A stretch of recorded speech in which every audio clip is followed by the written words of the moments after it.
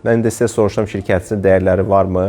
Dəyərləri var, ola bilər ki, tam formalaşmayıb, ola bilər yetərincə formalaşmayıb, arzulara bərabər deyil.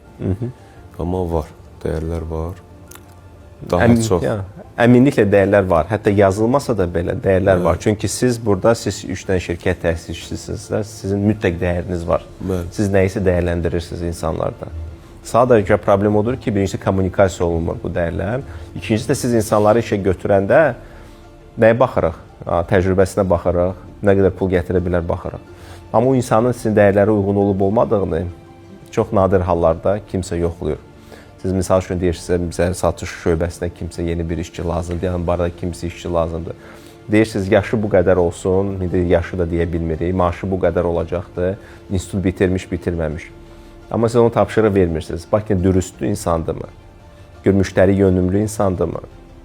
Yəni ki, bu çox vacibdir, kommunikasiya. Siz hamınız bir dildə danışmalısınız şirkət daxilində. Və bu dəyərlər, bu faktiki o bir dildir.